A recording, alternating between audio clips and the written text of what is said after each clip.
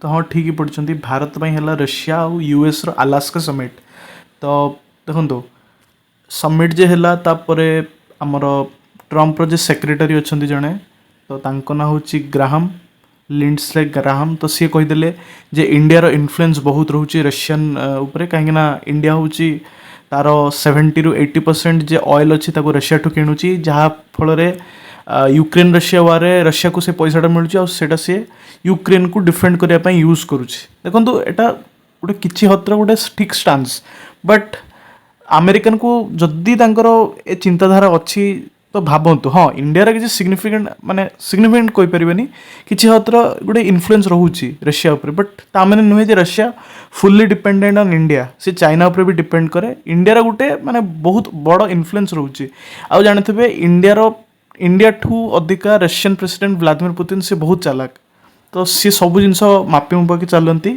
ଆଉ ଯେଟା କଥା ରହିଲା ରଷିଆ ଆଉ ୟୁଏସ୍ର ଆଲାସ୍କା ସମିଟ୍, ତ ସେଇଟା ଗୋଟେ ଫେଲ୍ଡ ସମିଟ୍ ଥିଲା, କାହିଁକିନା ସମିଟ୍ର କଥାବାର୍ତ୍ତା କିଛି ଠିକ୍ ହେଲାନି, କାହିଁକିନା ଟ୍ରମ୍ପ ଜାଣିଛନ୍ତି ତାଙ୍କର କିଛି ବାସ୍ତବିକତା ନାହିଁ, କ'ଣ କୁହନ୍ତି ସେ ନିଜେ ଜାଣନ୍ତିନି, ତାଙ୍କର ମାନେ ନର୍ମାଲ ପଲିଟିକ୍ସ କଥା ବି ସେ ଜାଣିନାହାନ୍ତି କ'ଣ କହୁଛନ୍ତି।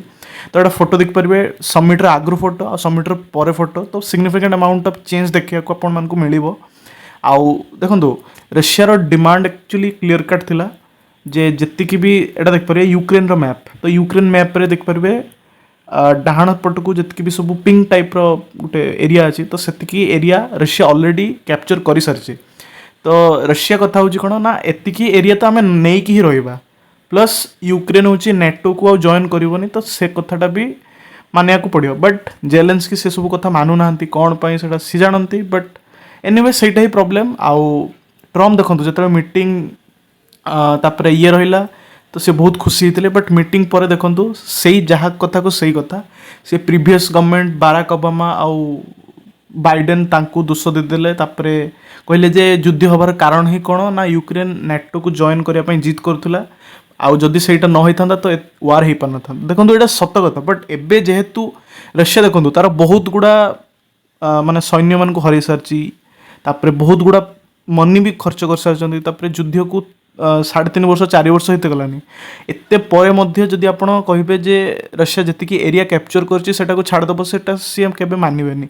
ଆଇଦର ୟୁକ୍ରେନ୍ ନେଟୋ ତ ଛାଡ଼ିବ, ଏଇଟା 100% ସିଓର, କିମ୍ବା ୱାର୍ ବହୁତ ଦିନ ଯାଏ ଚାଲିବ, ଯେଉଁଟାକି ମ୍ୟାନକାଇଣ୍ଡ ପାଇଁ ବି ଭଲ ନୁହେଁ। ବଟ୍ ରଷିଆନ୍ ପର୍ସପେକ୍ଟିଭରେ ଭାବନ୍ତୁ, ଯଦି ଆପଣ ଏବେ ଟ୍ରମ୍ପ କଥାରେ ମାନେ ରାଜି ହେଇଯିବେ, ସେଇଟା ଇମ୍ପସିବଲ୍, ରାଜି ହେବାର ତ ଚାନ୍ସ ନାହିଁ। ଇନଫ୍ୟାକ୍ଟ ଯେତିକି ଏରିଆ ସିଏ କବ୍ଜା କରିଛି ରଷିଆ, ତ ଆହୁରି କୁହାଯାଉଛି ଯେ ସିଏ କବ୍ଜା କରିବାକୁ ଚାହୁଁଛି, ତ ସେଇଟା ହିଁ ଏତେ ପର୍ଯ୍ୟନ୍ତର ତାର ଇଏ।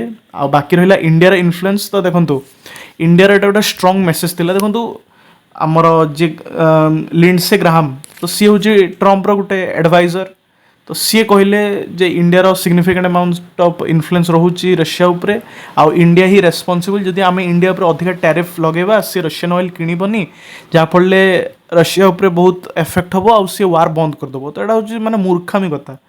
ରଷିଆ କ'ଣ ଖାଲି ଇଣ୍ଡିଆ ଉପରେ ଡିପେଣ୍ଡେଣ୍ଟ ଅଛି କି? ସେ ବହୁତ ଗୁଡ଼ା ଅଲଗା କଣ୍ଟ୍ରିକୁ ମଧ୍ୟ ତେଲ ବିକୁଛି, ଚାଇନାକୁ ବିକୁଛି, ବେଲାରୁସକୁ ବିକୁଛି, ଅଲଗା ଜାପାନ ବି କିଣୁଛି, ୟୁରୋପିଆନ୍ ୟୁନିୟନ୍ କିଣୁଛନ୍ତି, ତାଙ୍କ ଉପରେ କିଛି କରିବାର ନାହିଁ। ଖାଲି ଇଣ୍ଡିଆ ଯେ ପଇସା ସବୁ ରଷିଆକୁ ଦେଉଛି, ସେ ପଇସାରୁ ମାନେ ୟୁକ୍ରେନ୍ ୱାର୍ରେ ପୋର୍ ହେଉଛି। ପ୍ଲସ୍ ଆମେରିକା ତ ନିଜେ ତାଙ୍କଠୁ କିଣୁଛି, ଆମର ୟୁରେନିୟମ୍ କିଣୁଛି, ତାପରେ ଫର୍ଟିଲାଇଜର କିଣୁଛି, ସେସବୁ ଜିନିଷ ଦେଖିବାର ନାହିଁ। ବଟ୍ ଯାହା ବି ହଉ, ମାନେ ଏ ଡରଟା ଭଲ। ଆମେରିକାନ୍ସକୁ ଯଦି ଲାଗୁଛି ଇଣ୍ଡିଆର ଇନଫ୍ଲୁଏନ୍ସ ରହୁଛି ରଷିଆ ଉପରେ, ଆକ୍ଚୁଆଲି ରହୁନି, ବଟ୍ ଯଦି ତାଙ୍କୁ ଲାଗୁଛି ସେଇଟା ଆମ ପାଇଁ ଭଲ, କାହିଁକିନା ଆମର ବି ଗୁଣଗାନ ସେମାନେ କରନ୍ତୁ।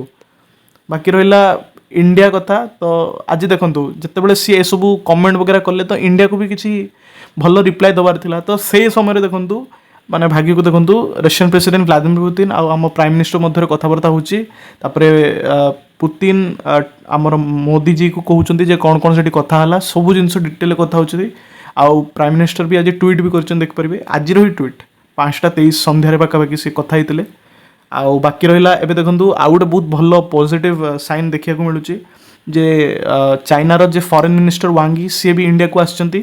ଆମର ଏସ୍ ଜୟଶଙ୍କର ଯେ ଫରେନ୍ ମିନିଷ୍ଟର ଅଛନ୍ତି ତାଙ୍କ ସାଙ୍ଗରେ ଦେଖା ସାକ୍ଷାତ ଦେଖିଦେବେ, କାହିଁକିନା ନେକ୍ସଟ ୱିକ୍ ଆମେ ଯାଉଛେ କ'ଣ ଇଣ୍ଡିଆନ୍ ପ୍ରାଇମ୍ ମିନିଷ୍ଟର ଯାଉଛନ୍ତି ଚାଇନାକୁ ସେଠି ବ୍ରିକ୍ ସମିଟ୍ ପାଇଁ।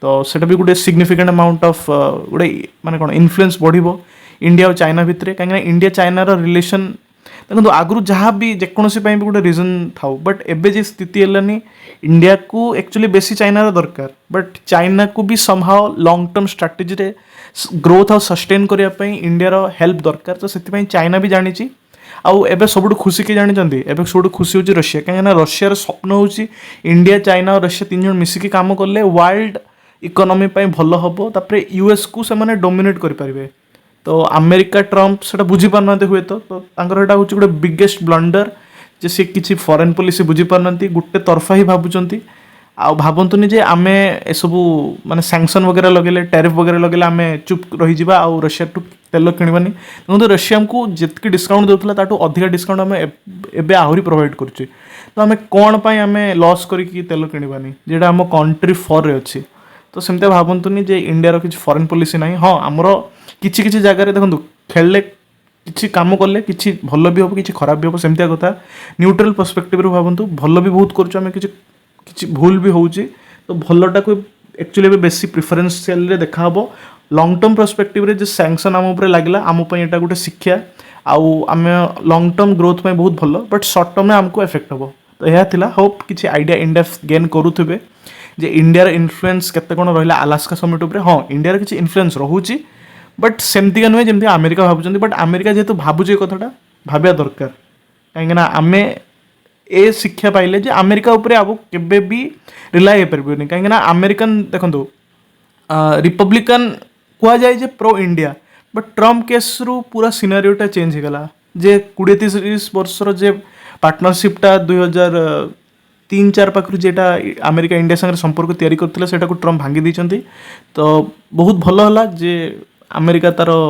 ଅସଲି ରଙ୍ଗଟା ଦେଖେଇଥିଲା କ'ଣ ପାଇଁ କେଜାଣେ ପ୍ରିଭିୟସ୍ ଯେତିକି ବି ସବୁ ଆମର ମାନେ ଭଲ ବ୍ୟୁରୋକ୍ରେଟ୍ସ ଥିଲେ କି କେଉଁ ଆଶାରେ ଆମେରିକା ସାଙ୍ଗରେ ରିଲେସନ୍ ବିଲ୍ଡ ଏତେ ଭଲସେ କଲେ ତାଙ୍କୁ ହିଁ ଜଣା ବଟ୍ ଆମ ପାଇଁ ଗୋଟେ ଶିକ୍ଷା ଯେ ଆମେ ଡାଇଭର୍ସିଫିକେସନ୍ କରିବା କଥା ତ ହୋପ୍ ଏତିକି ଥିଲା କିଛି ଇନଡେପ୍ଥ ନଲେଜ୍ ଆଉ ଆଇଡ଼ିଆ ଗେନ୍ କରୁଥିବେ ତ ଆଗାମୀ ଭିଡ଼ିଓରେ ଗୋଟେ ନୂଆ ଟପିକ୍ ଉପରେ କଥା ହେବା ଏତିକି ଥିଲା ଆଜିର ଭିଡ଼ିଓରେ ତ ଜୟ ଜଗନ୍ନାଥ।